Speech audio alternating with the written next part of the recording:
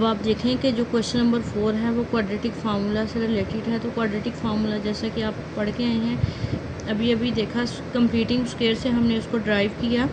क्या है quadratic formula? अगर आपका जो गिवन क्वेश्चन है वो एक्स की फॉर्म में है तो आपका ये फार्मूला एक्स के इक्वल आएगा, ठीक है। अगर यहाँ पे वाई स्क्वायर वाई ऐसे आ जाए, quadratic equation in terms of Y आ जाए, तो यहाँ पे वाई आएगा minus B plus minus under square root B square minus 4ac/2a।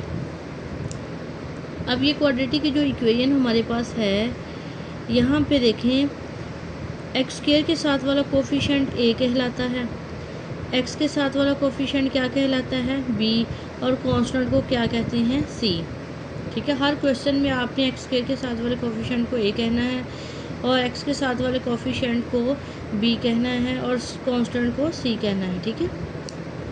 अब यहाँ पे a क्या है 2, b -5 और c क्या है 3, ठीक है। उसके बाद फार्मूला लगाएं, फार्मूला का नंबर होगा, आपने लाजमी फार्मूला लिखना है। b की जगह पे b की माइनस का माइनस, b की जगह पे वैल्यू पुट की -5 plus minus as it is square root b की वैल्यू -5 का स्क्वायर -4 a की वैल्यू 2 और c की वैल्यू 3/2a 2 2 ज़ार 4, ठीक है, आ जाएगा। 25 में से 24 गए 1 का स्क्वायर रूट लें तो क्या आ जाता है 1। 5 + 1 एक बार पॉजिटिव के साथ लिखेंगे, एक बार नेगेटिव में लिखेंगे। 5 + 1/4 एक बार लिखेंगे, एक बार लिखेंगे 5 - 1/4, और किसकी दोनों वैल्यूज़ किसके इक्वल है, एक्स के इक्वल है, ठीक है। अब ये देखें लिखा हुआ है, ठीक है। 5 + 1 जो है वो क्या है 6/4, और यहाँ पे 5 में से 1 गए 4/4, तो यहाँ पे आंसर आ जाएगा 3/2, 1, और ये हमारा सोल्यूशन सेट है, ठीक है। सिंपली आपने फार्मूला में वैल्यूज पुट करनी है। यहाँ भी देख लें इसका IV पार्ट,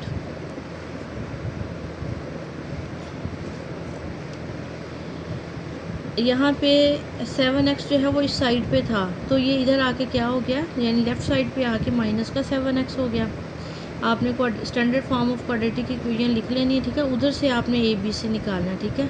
अब यहाँ ये स्टैंडर्ड फॉर्म तो नहीं थी, स्टैंडर्ड फॉर्म आप बनाने के लिए यानी इसको जो है वो आप लेफ़्ट साइड पे लाए, ठीक है। x² - 7x + 11 = 0 बन गया। x² के साथ जो कोफिशिएंट है वो a कहलाता है, तो यहाँ पे कोई नहीं है, जिसका कोई नहीं वो क्या होगा 1 होगा। b का -7 और c का क्या आ गया 11। फार्मूला लिखें और फार्मूला में जो है वो वैल्यूज़ पुट की हुई हैं, और ये देखें आंसर आया है 7 ± √5/2, और यही हमारा सोल्यूशन सेट है। यहाँ एक और पार्ट लिया है, v पार्ट है, x + 4/x - 4 प्लस ये फॉर्म दी हुई है, तो इससे पहले स्टैंडर्ड फॉर्म में लाएंगे, फिर क्वाड्रेटिक फार्मूला लिखेंगे, ठीक है। 6 3 ज़ार 18 और 1 19/3 आ गया, ठीक है। यहाँ पे दो वैल्यूज़ के दरमियान प्लस का साइन था, एलसीएम ले लिया गया। एलसीएम लेने के बाद ये देखें इनको ब्रैकेट से निकाला है, ठीक है, ब्रैकेट से निकाला, मल्टीप्लाई, ये आपस में मल्टीप्लाई हुए सबसे पहले। एलसीएम लिया है x - 4 x - 3 x - 4 x - 4 पे डिवाइड हो गया, ये रह गया x - 3 x + 4 से मल्टीप्लाई हो गया, ठीक है। इनको आपस में मल्टीप्लाई किया, ये देखें दरमियान में प्लस का साइन लिखा हो गया है, ठीक है।